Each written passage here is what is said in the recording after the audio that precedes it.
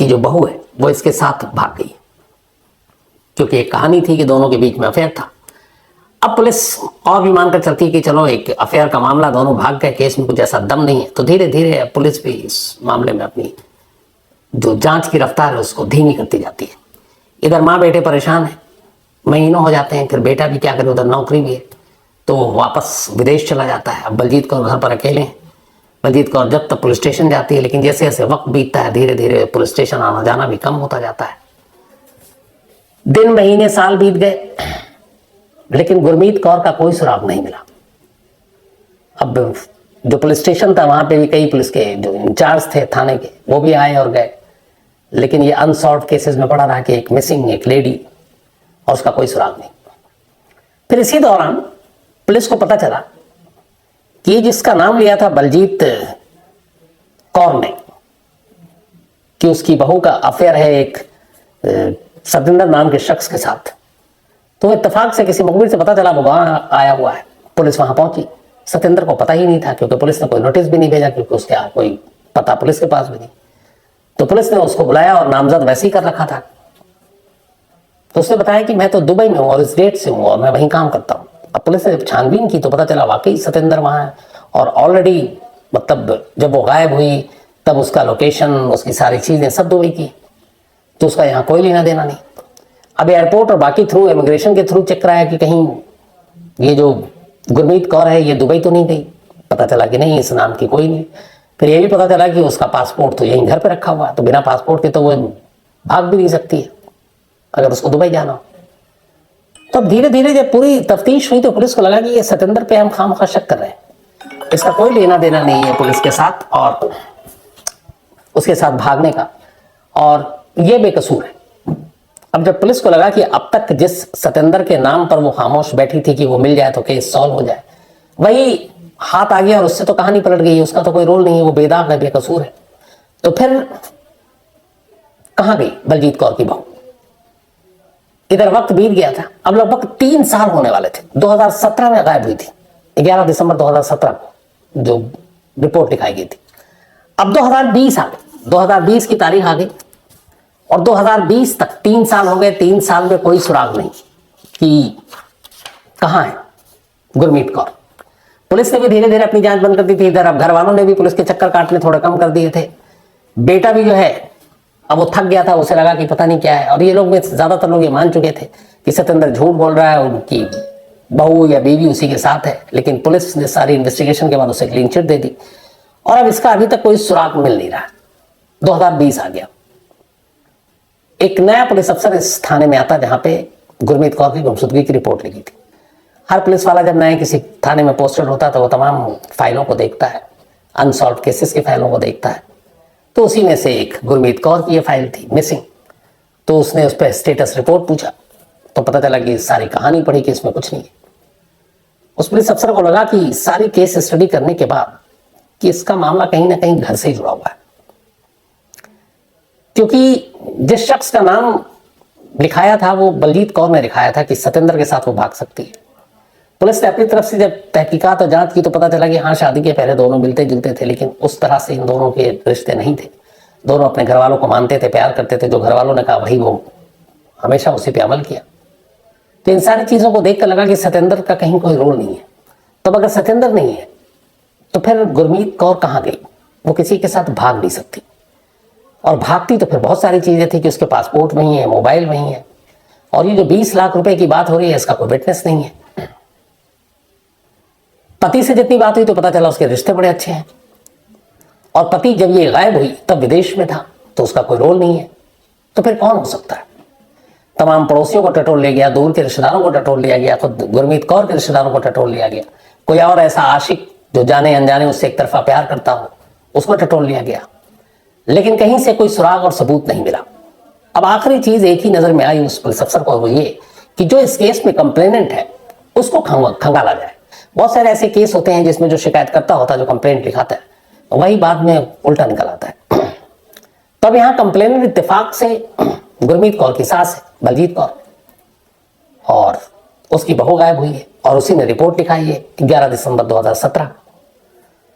तो खैर एक सस्पेक्ट के तौर पर नहीं, बल्कि ये कहकर कि इस केस को हम नए सिरे से जांच करेंगे, इसमें कोई भी पहलू छूटे नहीं, तो आपसे कुछ पूछताछ करनी है।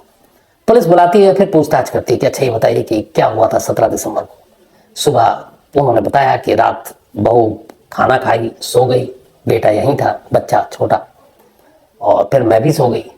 और उसके बाद सुबह उठी तो कमरे में थी नहीं, मैंने इधर उधर देखा, मुझे लगा कहीं आसपास गई होगी, कहीं नहीं मिला, काफ़ी वक्त बीत गया। फिर मैंने देखा मोबाइल भी यहीं है, वो पहले कहीं भी जाती थी तो बता कर जाती थी, लेकिन इस बार कोई सुराग नहीं। तो जब सारे अपने आस पड़ोस में नहीं मिली तो रिश्तेदारों को फ़ोन किया, उसके माई को फ़ोन किया, जब कहीं सुराग नहीं मिला तो फिर मैं पुलिस के पास आई थी। पुलिस ने फिर पूछा आप दोनों के रिश्ते कैसे थे? उनका बहुत अच्छे रिश्ते थे और मेरी बहुत ही अच्छी बहू थी। ये सारे बयान लेने के बाद पुलिस ने बलजीत कौर को कहा ठीक है कि हम इस आपकी बहू को ढूंढने की पूरी कोशिश करेंगे। अब इसके बाद पुलिस ने कहा कि अब पड़ोसियों से दोबारा से पूछताछ की जाए, लेकिन इस बार क्वेश्चन अलग होंगे, ये नहीं कि आपका उसमें रोल है, वो गायब हो गई, तुम शक के घेरे में। पुलिस की टीम लगाई गई कि पड़ोसियों से छोटी छोटी घरेलू चीजों के बारे में बात करो, जो आमतौर पर एक घरों में होता है कि एक परिवार, एक सास बहू कब बाहर निकलते हैं घर से एक साथ, दोनों निकलते हैं तो कितनी बातें करते हैं, हंसते हुए जाते हैं, लड़ते हुए जाते हैं, दोनों एक दूसरे से मुंह फुला कर रखते हैं, घर के अंदर से कभी कोई शोर शराबा, लड़ने झगड़ने की आवाज आती है। इन सारी चीजों पे अब फोकस कर दिया पुलिस अफसर ने, और उसने कहा कि हमें कुछ नहीं, सिर्फ बलजीत कौर और गुरमीत के रिश्तों के बारे में पता करो। इत्तेफाक से जब एंगल चेंज हुआ और अब पुलिस ये कहकर नहीं पड़ोसियों से कि तुमने उसको भगाया, तुम उसकी गुमशुदगी में शामिल हो, कि बताओ सास बहू कैसी थी, कैसे रहती थी, आपस में कितना प्यार था। जब इस लाइन पे बातचीत शुरू हुई तो बिल्कुल एक नई कहानी सामने आई। पता चला कि शादी के बाद से ही सास और बहू में अक्सर झगड़ा होता। इस झगड़े की आवाज पड़ोसियों तक जाती, कई बार तो दोनों एक दूसरे से हाथापाई तक करते। अब जब ये बात पता चली तो फिर ये हुआ कि पुलिस से क्यों झूठ बोला बलजीत कौर ने कि हमारे रिश्ते बड़े अच्छे, हमारी बहू को बहुत हमसे लगाव था, हम दोनों में बहुत प्यार था। यहाँ तो पड़ोसी कहानी कुछ और बता रहे हैं। फिर रिश्तेदारों से बात हुई तो गुरमीत कौर के घर वालों से जब पूछा गया तब उन्होंने भी बताया कि हाँ सास की हमेशा वो शिकायत करती थी। तब लगा कि ये झूठ क्यों बोला जा रहा। इसी के बाद फिर पुलिस ने कहा कि आप कुछ नहीं, बलजीत कौर से सख्ती से पूछताछ की जाए। इसके बाद बलजीत कौर को बुलाया गया और सख्ती से इस बार पूछताछ हुई। कुछ घुमाया भी पुलिस ने कि हमें सब कुछ पता चल गया। जब लगातार पूछताछ हुई तो चूंकि एक पेशेवर मुजरिम तो थी नहीं बलजीत कौर, वो टूट गई और उसने फिर कहानी सुनाई। उसने कहा कि शादी के बाद सब कुछ ठीक था, मुझे लगा मेरा बेटा है, फिर पोता भी आ गया, लेकिन मेरी बहू से अनबन थी और अक्सर वो झगड़ा करती। एक दो बार उसने मेरे पर हाथ भी उठाया और मुझे ये भी डाउट था कि उसका किसी के साथ रिलेशन है, वो उसी लड़के के बारे में जिससे शादी से पहले अफेयर था। तो बोला ये सारी चीजें फिर भी चलती रही, लेकिन लड़ाई झगड़ा इतना बढ़ता गया, फिर मुझे ये भी डर था कि कहीं एक रोज ये मतलब हमें अकेला छोड़कर और मैं यहीं रह जाऊं और अपने बेटे को लेकर मेरे बेटे के पास विदेश ना चले जाए और वहीं रहे और मुझे छोड़ दे, मुझे साथ ना रखे। तो इन सारी चीजों, लड़ाई झगड़े ने इतना मेरा दिमाग घुमा दिया कि मुझे लगा कि इसको रास्ते से हटा दूं तो सब कुछ घर में ठीक हो जाएगा। तो उसने कहा, फिर मैंने तय किया कि मैं अपने बहू को रास्ते से हटाऊंगी, लेकिन कैसे। फिर बलजीत कौर ने कहा कि मेरे मायके में, जहां उनका गांव है, वहां एक जानने वाला रहता है दूर का, जो थोड़ा सा क्रिमिनल बैकग्राउंड का है, उसका नाम है कश्मीर सिंह। बलजीत कौर ने कश्मीर सिंह को मैसेज दिया और अपने घर बुलाया और कहा कि ऐसे ऐसे ये काम करना है और 1 लाख रुपए देने का वादा किया। कश्मीर सिंह तैयार हो गया। इसके बाद 17 दिसंबर की शाम को कश्मीर सिंह घर आया। खाना वाना बन चुका था। बलजीत कौर ने अपनी बहू के खाने में नींद की गोलियां मिला दी। वो खाना खाते ही उसे नींद आ गई और वो गहरी नींद में चली गई। इसके बाद कश्मीर सिंह ने बलजीत कौर के साथ मिलकर सोई हुई अपनी बहू का गला दबाया और उसका कत्ल कर दिया। अब कत्ल करने के बाद अभी तक उनका यह था कि इसके बाद लाश को क्या करें, यह आगे उन्होंने पूरा सोचा ही नहीं। फिर ये हुआ कि बाहर लेकर जाएंगे तो पड़ोसियों की नजर पड़ेगी, बात फैल जाएगी। तो कश्मीर सिंह ने कहा कि लाश घर से बाहर निकालेंगे तो पकड़े जाएंगे। उसने कहा लाश को घर में ही छुपाते हैं।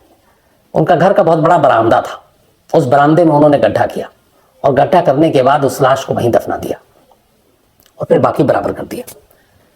अगले दिन जब बलजीत कौर ने पुलिस स्टेशन में रिपोर्ट लिखाई और उसके बाद तफ्तीश के नाम पर पुलिस जब घर आई थी तो उसने घर को देखा था और पुलिस के कान खड़े होने चाहिए थे कि एक बहू गायब है और घर के बरामदे में एक नया नया गड्ढा या मट्टी है ताजी ताजी जो अभी बराबर की गई। आमतौर पर क्राइम सीन में छोटी से छोटी चीजें बहुत इंपॉर्टेंट और मायने रखती हैं। इसलिए मैंने शुरू में कहा कि अगर शुरुआत में ही जब वो दिसंबर 17 पुलिस जो गई थी मौके पर और उसको इस नए मट्टी और गड्ढे और उसको बराबर किए जाने पर ध्यान देती, नजर पड़ती, और वहीं खुदाई होती तो शायद 24 घंटे के अंदर अंदर गुरमीत की लाश बाहर निकल आती, लेकिन पुलिस ने अनदेखा कर दिया। तो खैर ये सब कुछ दफना दिया लाश को, और इसके बाद शांत हो गए, पुलिस तफ्तीश करती रही। 11 महीने बीत गए। 11 महीने के बाद अक्टूबर का महीना आया 2018। कश्मीर सिंह फिर आया घर, और बलजीत कौर से उसने कहा कि देखो, तब उसका बेटा फिर विदेश में था उस वक्त।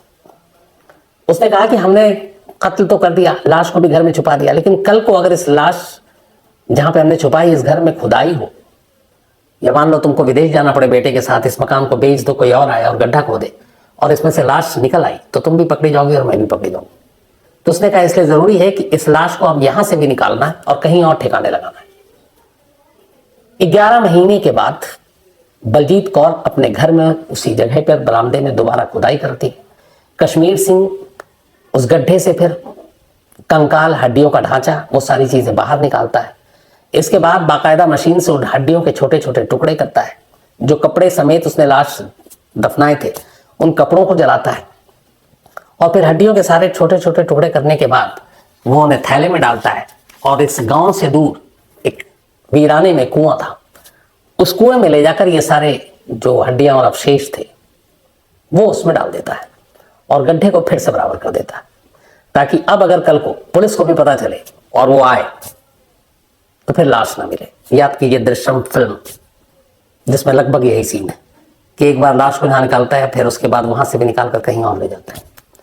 लेकिन इस पूरी कहानी में इन दोनों का दृश्यम फिल्म से कोई लेना देना नहीं था, ये इनका अपना आइडिया था।